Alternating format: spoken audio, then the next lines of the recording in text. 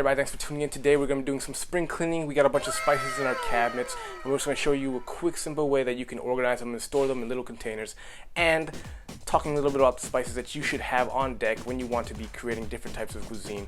You know, people always ask me what are different spices that I should have in my cabinet. I want to experiment with different. I'm sick of just using salt and black pepper.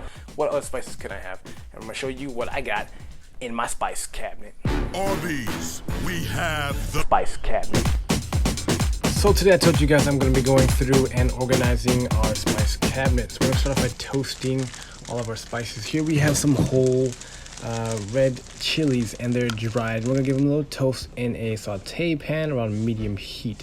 Give them a little toss for about 3 to 4 minutes and take them out and make sure they do not burn. We just want to cook them until they release this aromatic, like that little chili oil smell. That's when they're releasing their maximum flavor. Here we have some cumin seeds. We can do the same thing as well. We're going to give them a little toast, a little toss, and cumin is great because it provides a nice warm and earthy flavor to the dishes you add them in. It has nice sweetness and a little bitterness. It's a great Mexican food, great at adding some curries or stews. And once they are chilled for a little bit, enough to touch, we're going to add them to our little spice grinder here and give them a little pulsity woo until it is a nice powder texture. You can do this as much as you want or as little as you want. A coarse texture is fine with this dish, but I just don't want to be biting into these cumin seeds when I add them into my dishes. You can use a spice grinder here, a little coffee grinder, or if you're doing a large copious amount of spices, you can use this big boy. This the Vitamix blender, and we're going to add our Thai chilies in this one. Just get them all done in one swift blending motion. Now, important note, when you are blending spices, you do not want to have your blender wet at all. This will cause your spices to make a nice little paste that's just gonna defeat the purpose of making dry spices. Now, don't look directly into this, because if you get this in your eye, it's gonna burn like real bad. So don't do that. We're gonna sift it through a little sifter guy here. Allow the finer particles to go through and the more coarser particles to stay in. Now, I'm not going to throw the coarse particles away. I'm going to save them, and we're going to use them for like garnishes, like when you have chili flakes on some pizza, or chili flakes on some pizza, or some chili flakes on pizza. I don't know, but this is a beautiful like red color. Just look how beautiful and bright and red and vibrant that is. We're gonna pour that really cleanly, no mistake, right into a little mason jar with other spices, and yeah, remember, no messes. And just look at this chili powder we're comparing it with. Just look at the difference in color. Look how ugly this chili powder is, and look how beautiful and red ours is, right? And I tasted them side by side, and the dark one has no flavor at all compared to ours, and ours is super spicy. Now, this pan is a little bit medium heat, and today, also, well, we're going to add these guys here. Do you know what they are?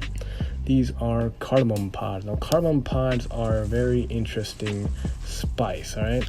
There's black cardamom, which are used in a lot of Indian dishes, and they're a very medicinal type of spice. They're used in a lot of savory dishes with like chicken curries, and they add this really nice like depth and almost like brightness to the dish.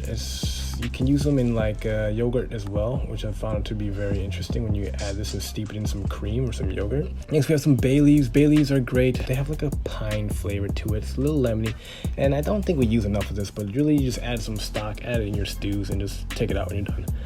Cinnamon sticks are great as well. They taste different than the cinnamon powder that you may buy pre-ground, but I'm just gonna crack them up so they fit into my little mason jars here. Give them a little toast, and they have this beautiful aroma. You can use these guys as like a stirring stick for your like hot chocolate, or just add them into some of your stews when you're making apple cider or mulled cider. This is a great spice to have on hand at all times. I like to add it in my pho as well. Next, we're going to toast some coriander seeds. Coriander seeds, you may be familiar with coriander being cilantro. It has not a strong flavor as cilantro, but it has that lemony citrus flavor that provides this warm, nutty, spicy, orangey flavor. So while doing this is, you can put them into smaller jars, you put them in big jars.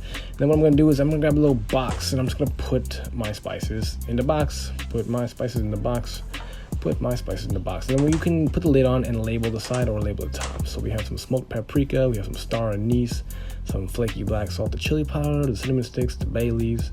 We did some fennel seeds, cumin, cardamom, nutmeg, and yeah, this is my little masala kit. So thanks for watching. So we did some spring cleaning and we just organized all of our spices here. If you like this, go ahead and try it at home and let me know what you think. We got these jars already. We've been doing a lot of fermenting, a lot of pickling lately.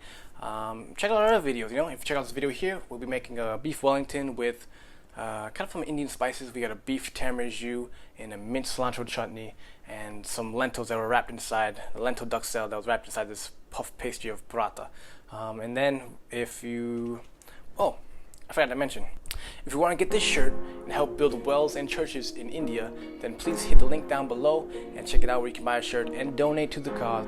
Some good friends of mine are doing this through their church, Freshwater Ministries, and why not support them, because it's a great cause. It's a great t-shirt. I mean, not only does it make my muscles look really big, it makes my tummy look great too. Well, anyways, you can help build that third well in India by just buying a shirt. Super affordable, super great, and the material is super comfortable. Stay tuned, we post every week, Wednesdays and Fridays at 10 p.m. at night, and also Monday we go live on our Facebook channel, so check that out. Thanks for tuning in, guys. Stay happy, stay hungry, feed your soul, feed your mind. Until next time, peace.